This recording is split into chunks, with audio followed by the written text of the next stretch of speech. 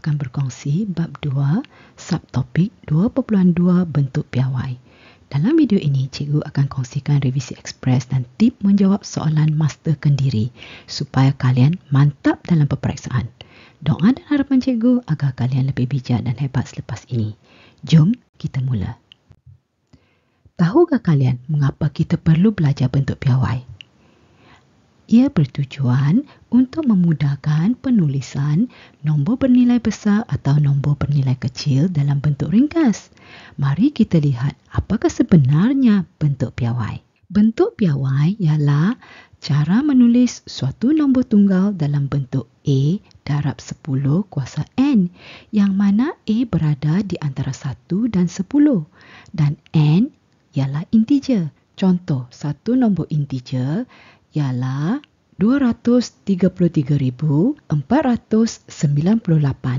Bagaimanakah kita boleh tulis dalam bentuk piawai? Untuk integer ini, sebenarnya titik perpuluhan berada di hujung nombor, iaitu selepas nombor 8. Jadi, kita boleh bayangkan seperti kita alihkan titik perpuluhan dari kanan ke kiri. Langkah 1, langkah 2, 3, 4 dan 5. Dalam bentuk piawai, kita akan dapat 2.33498 darab 10 kuasa 5. Sama juga jika kita mempunyai satu nombor bersama perpuluhan. Seperti contoh ini, kita ada 2334.98. Kita alihkan titik perpuluhan 3 tempat dari kanan ke kiri. Maka kita dapat bentuk piawai iaitu 2.33498 darab 10 kuasa 3. Jika kita ada suatu nombor perpuluhan yang kurang dari 1, caranya juga sama. Tetapi kita gerakkan titik perpuluhan tersebut dari kiri ke kanan. Setelah bergerak sebanyak 4 tempat, maka kita dapat bentuk piawai iaitu 2.33498 darab 10 kuasa negatif 4. Ini carta untuk ulang kaji simbol unit dan bentuk piawai. Soalan peperiksaan biasanya memberikan unit dalam sentimeter atau kilometer mahupun kilogram atau gram. Jadi kalian cuma perlu biasakan dengan awalan unit.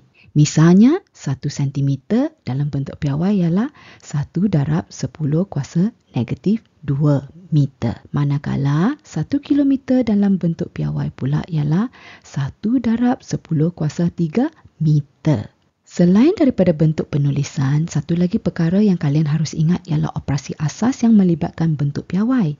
Jika kita diberikan A darab 10 kuasa N tambah B darab 10 kuasa N, maka kita boleh faktorkan sebutan yang sama iaitu 10 kuasa N. Dengan demikian, kita dapat 10 kuasa N darab hasil tambah A tambah B, ataupun dituliskan sebagai hasil tambah A tambah B darab 10 kuasa N. Bagi operasi tolak, kaedah yang sama boleh digunakan. Kalian cuma perlu gantikan operasi tambah dengan tolak.